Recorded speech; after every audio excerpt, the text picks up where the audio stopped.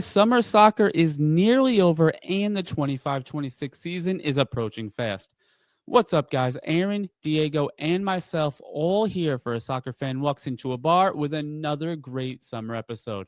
We'll chat Leagues Cup, women's soccer, and take a look at the week ahead, so stick around. All right, what is up, guys? Diego, Aaron, how we doing today? Pasa mi gente. How's everybody doing today? Good? Everything's good. It's surprisingly warm, but it feels much better overall. The humidity, for the most part, in the greater New York area has kind of died out a little bit. Especially here at the studio, man. We got the AC working. Yes. AC mostly works. I mean, again, this is a huge building here. Yep. From the 1850s, brick, wood, no insulation. Lots of windows. Yes, lots of ways for the sun to bake us in. It's not the easiest place to cool or heat in the winter. Yeah, but we're doing our best here, man. Yeah. No, it's coming along well, and it feels awesome. It feels awesome. Yeah. No, I'm for once I'm finally happy to. Well, not. I'm always happy to be here. Happy to spend several hours. Tell us the here. truth, my friend. Tell us the truth. Well, we love you too, my guy. Yeah, the feeling's mutual, right? So yeah, let's hop right into it. A somewhat shortened summer episode, like we've been doing. Yep, nice. But we had some big finals, some big matches to talk about. So, for probably the first time in our podcast history, we will lead off with the women's game. Amen. Hey, Copa America Femenina, which again does not get the press it deserves. Obviously, it's a new-ish tournament. In two fronts. It's a relatively new tournament just in general, but in my recollection, probably the first time it's ever been on mainstream. Oh, absolutely. Television there was always in the this US. obscure channel, dedicated channels, but it's never been in the main. So to be able to watch it on regular cable in the US is an incredible step for not only the women's game in general, but the South American game. It was I shouldn't say surprisingly, because truth be told, I don't know enough about Brazil and Colombia outside of the stars, the Martas, the Dabinas, those kinds of players. Obviously a lot of them play in the NWSL. They're starting to get kind of the recognition they deserve. Yep. But it was an absolute battle. Oh, absolutely. Every step of the way, something that you don't generally get in finals. A lot of times they're boring. They're very cautious, but these girls just throw it all out to the wind and say whatever. And did they ever? So after regulation and extra time, 4-4, Brazil triumphs 5-4 on penalties. The goalie. And this she match is an incredible goalie. It had everything. It had open play. Yep. It had a little bit of it had a little CONMEBOL flavor, violence, with the little fouls and CONMEBOL violence and arguing. It had penalties. It had a literal last touch of regulation goal from the GOAT, Marta. Yeah. Then she scored again in extra time. And then we answered right back with a last minute free kick. A beautiful free kick goal. I mean, this match had it all. And kudos, obviously, for Diego here and my in-laws that are Colombian. So a great run for Colombia. Yeah. But if you want to be the champ, you got to beat the champ. No. That's the thing with Colombia. Brazil hung on. This is the 5th time they come out runner-ups on this tournament. Yeah. 5 times in a row. So for the last 10 plus years, Colombia had not been able to beat Brazil. I think on the finals. I was looking. Correct me if I'm wrong. I believe Brazil has won all but one Copa America Femenina in history. I think pretty much. I think Argentina got one in like the early 2000s, maybe 04, 06, somewhere in there. Yep. But everything else has been Brazil.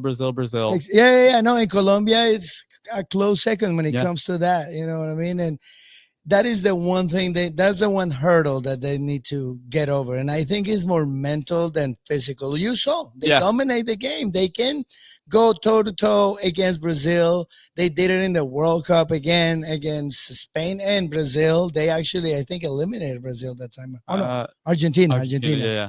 But Brazil is their hump. They cannot get over those girls. And I mean, one day it's going to happen. I mean, I'm happy for the ladies and everything, but this is one of those moments where like you really want that next step. You think you deserve one after five tries in a row. You know? Yeah. And again, to preface this, obviously, you are a Colombian, so you're hurt a little bit, but I think overall it was a great display for women's soccer in South America. Yep, the world got to see the level of skill, and I mean, all of those girls are actually pretty big stars in France and England. And a lot European leagues. A lot of the Colombians, at least, I'm not sure on the Brazilian side of things, but a lot of those Colombians played in college in the U.S. In the U.S., yes. So there is that track record, and then they'll come to NWSL or the W League or any of these others. So, and then they end up in France and in Europe. But the level is there.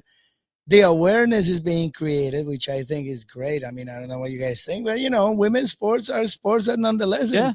If we get behind them, like we always say, if we start buying the tickets to go watch them, they can put out some good quality games. It's not going to be all of them, but there are some teams and some situations that are worth watching. And for me, hopefully, my hope is one of my hopes rather is that maybe this will put a little bit more professionalism into the South American game on the female side. It's certainly lacking. The support, obviously, let's not kid ourselves. It's always going to be behind the men's side of things, but there's no reason why a lot of these clubs, and they're starting to, but why a lot of these traditional soccer clubs can't also sponsor the women's game. So, it's the talent is there. It seems that the interest is there. And let's see what the next, 5, 10, 20 years brings. I mean, what was it? Wasn't it the last 2 seasons, the Premier League women's have started playing in like full sold out stadiums almost. Yes. Yep. So, and a lot of them are I mean, just off the top of my head, I know Everton with the men's side moving to the new stadium. The women's side, I believe, will have Goodison Park to themselves. Oh, so, that's gonna be sweet. And if anybody can kickstart that situation is England. Yeah, they can put in the money at the beginning. And they're the reigning European champions, 2-time reigning European champions. So, I mean, we never got to really talk about that one, huh? I mean, but it's all right. Honestly, it's fast. Is that is what I expect from a final. Is just kind of grind it out and not a lot of flash. Just being cautious. We said this all in the Discord. I think throughout the entire tournament, regardless of team, those penalties were awful. Whether it was the England-Sweden match or the England-Spain match, there was just so many poor penalties that were. But that's one of the reasons. That's one of the biggest gaps between men's and women's sports. I don't know if you guys have been watching the Leagues Cup games. Tons and tons of penalties, 80-90% efficiency rate when it comes to the guys. The girls, just because I guess they haven't been in those situations, the pressure does get. I think again, and it's a lot of. This could be a mental thing. This could be just a physiological thing as well. That they're physically not able to do it. But by and large, most of the female game tends to go strictly for placement. With very little power behind it. Yeah, exactly. But it creates a situation where goalkeepers almost don't even have to guess. No, they just react. They can read the player and react to the shot. And I think that maybe is part of the reason why we're seeing such a better save percentage on the women's side compared to the men's side. Absolutely. I mean, and you got and another thing, you got big goalies. Yeah. You got girls that are like certainly 6'2", a part of it too. 6'3". And in the past, and still including now. Yeah. If regardless of how hard you're hitting a ball, if you're on the female side putting a penalty side net or top corner, Nobody's getting nobody. So maybe to their own detriment, they're going placement over power. Yeah, they got to depending on it. And maybe that's just an adjustment with the game and the size of the players now and the physical ability and the training of these goalkeepers. That maybe that's the next adjustment. Oh yeah, that's going to be addressed as amongst all the teams. They're all going to be like, listen, girls, so we need to figure something else out because this situation is not working out. That was what I think. I read somewhere it was like almost 50%. Like it was like 50 something, maybe 60%. Just based on anecdotal evidence of just the matches I watched, it probably is about 50%. Yeah, it's crazy. I mean that Sweden-England shootout. We were watching it upstairs in the tap room. We were following round 10. It was like a comedy of errors, and I don't mean to because I would say the same criticism of the men's game if it was there. So I don't mean to make this a men against women thing, but like it was just awful. Yeah, it was like. Disgusting. But each team was kind of like encouraging the other. Hey, you know what? You step up and win this game. I don't want. Yeah. And it was like that South Park episode where they're all trying to lose the baseball match. Yeah. Well, I mean, what was it? The last couple of games, like England, we were saying that England was better to be lucky than better. Yeah, yeah. And they were outplayed most time, but they made it to the penalties. And you see, instant point in case right there. They were one of the strongest kickers. You saw the penalties; they were. Straight up power, straight. So that's the new one. Yeah, they got to learn a little bit. All right. But yes, congratulations to Colombia. Congratulations to Brazil. Sorry, my people, but we'll get them next time. Yeah. You better, because this Brazilian streak has got to come to an end soon. Well, speaking of penalties, we will flip over to Leagues Cup. Yes. Monterrey and New York Red Bulls 1-1 after regulation. A Julian Hall goal in the 19th minute, and he is. I believe that was maybe one of his first goals. He's a very, very young player. Sorry, I'm going to bring up some of his stats while we're chatting. Sergio Canales in the 38th minute drew things level. And this goes, they don't do extra time, go straight to penalty. No, straight to penalty. So Monterrey was victorious, in the penalty shootout. Let me just see if I can bring up some Julian Hall stuff.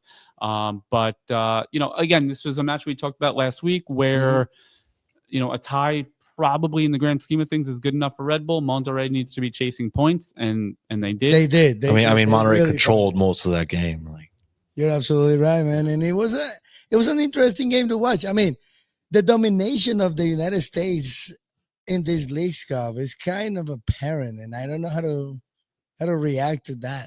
It's a little weird. I expected a little more competitiveness. So Julian Hall is 17. Oh. Playing and scoring against Monterrey in the League Cup. So he's got 2 goals for Red Bull. That's only in MLS play. So there's probably some, especially with the younger guys, there's probably some US Open Cup action in there. Probably the last couple of years with the Leagues Cup as well. Maybe still, 2 goals. Oh yeah, no. Years old. That's good. Yeah, I agree. But I'm just to clarify the statistic that you see there. That is only league play, probably. Gotcha. So, but no, I don't know what's happening with Mexico right now. And it's not that the games are not good. There has been some great results, some very fast-paced games.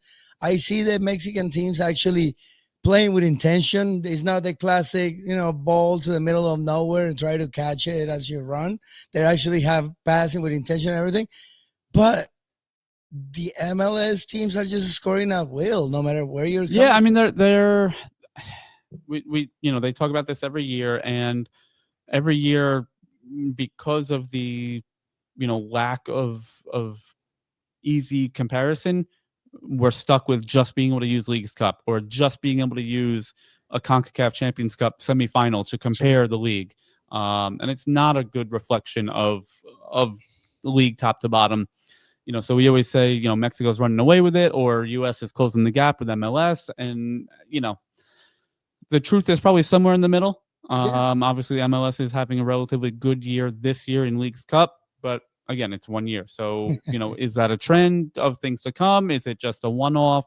And also, you have to compare, obviously, with 20-something teams between each league. Yes. Toluca playing NYCFC tomorrow. Is that I'm just going to make up numbers. Is that the 5th best team in MLS playing the 5th best team in Liga MX? Is it, the 3rd best team in MLS playing the 19th best team in Liga? So the what we're seeing here is not necessarily indicative of what the league should be comparing each other. So, but you know what, reconsidering what I was talking to you guys in the Discord, I like the format. I thought I wasn't gonna like it. I thought it was weird. I actually like it because he's gonna give us that bar. No matter if it is the first against the last, the games are gonna circle enough times over time. Part of me likes that. Part of me, I don't understand how you can have an MLS division table when MLS teams aren't playing one another. Yeah. Or if they are, it's very few and far between. And on the same token, how you can have all the Mexican teams in a division in a table when Tigres isn't playing Pumas, they're playing Montreal, New York, and Philadelphia. Or I'm just making up teams now, but no, absolutely. And that is a whole different set of conversations that they need to have over there. But when it comes to, like we were talking about right now, the balancing of and the kind of sizing up league against league, they're not gonna play each other's the people in. And I mean, for what it's worth, I don't know. I can't come up off the top of my head with a better format. I'm just saying, it's gonna be weird. I'm just seeing what I see. So. It's gonna be crazy, but we'll see what happens. But for now, like you said, because just strictly talking about creating a point of comparison, this league going down on forward is gonna be that bar that we're gonna be able to establish. And who knows, maybe we combine the leagues at the end. Dude, wouldn't that be crazy? Yeah. I mean, that would be insane, but screw it.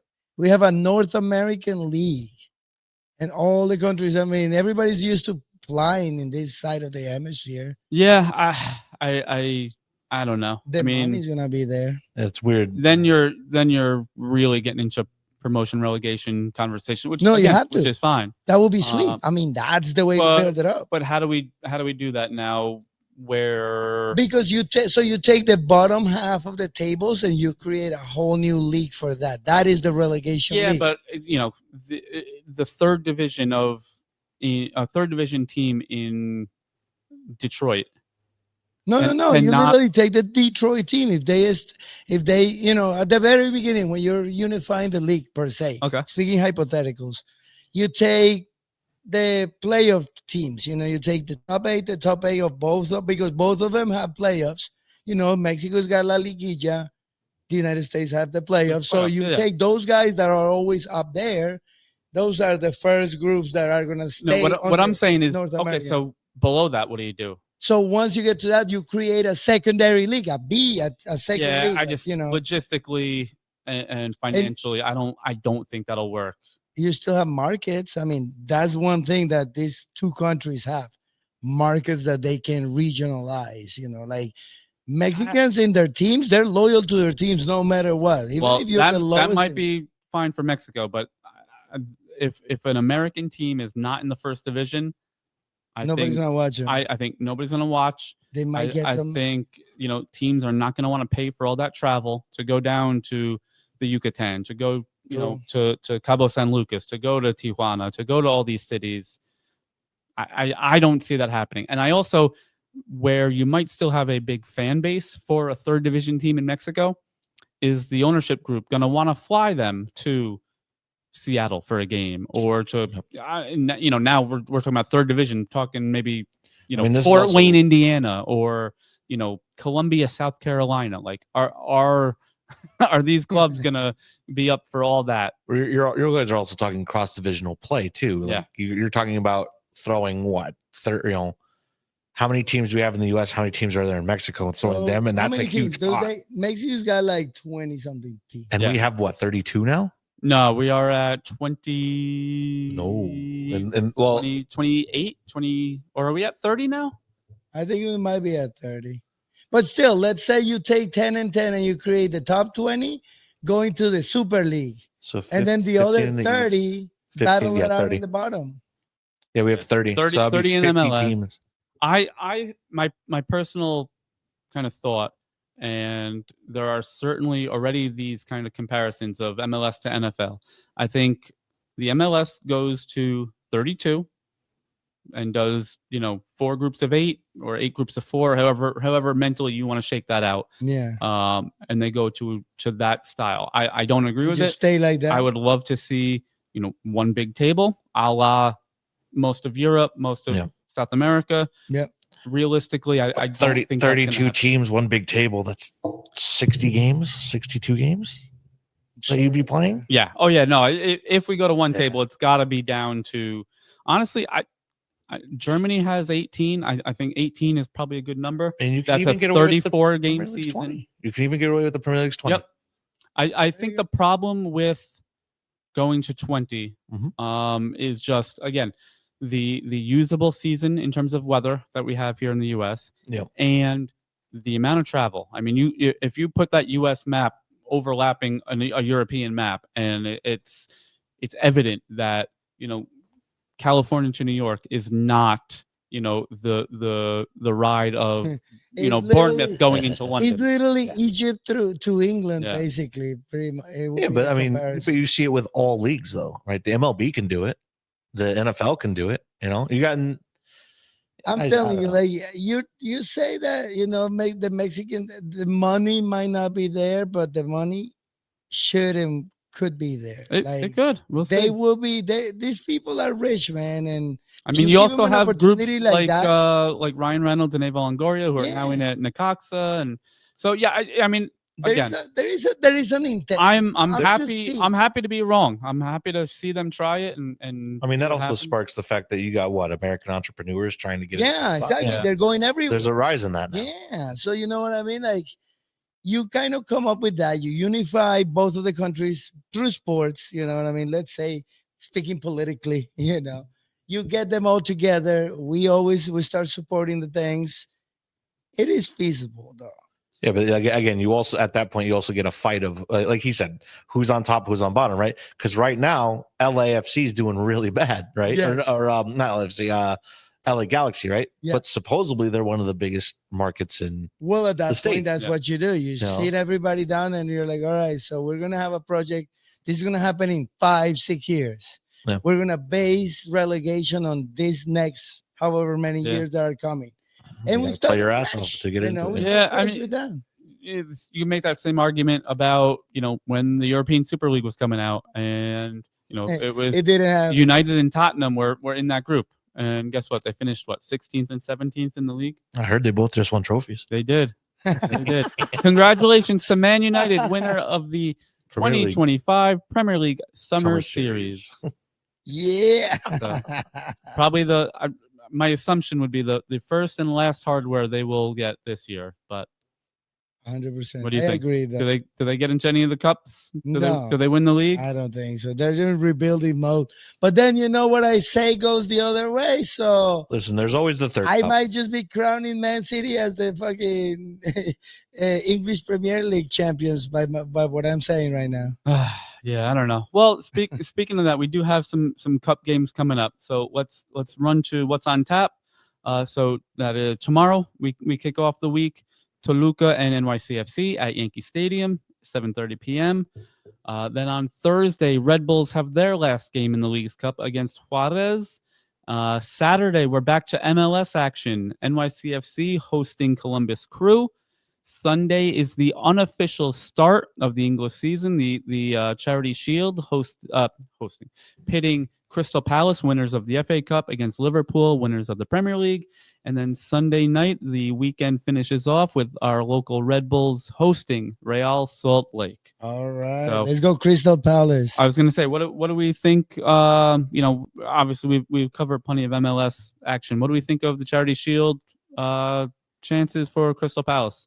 Yeah, they ended up the year very good though. They ended up really strong, but Liverpool is Liverpool. Liverpool is Liverpool. Tough. I want Crystal to win because Lucho's not there anymore. Lucho's out. I'm hurt, man. I'm hurt. I was just reading rumors that of Saudi Arabia bids on Darwin Nunez. Yes. So again, they brought in Florian Wirtz. They brought in. Oh no, yeah, no. I mean, they have plenty of. They got the replacements already. They were talking about this business, I bet you, before the season ended. I mean, there's also a chance at Crystal Palace losing their winger. Was it Eze?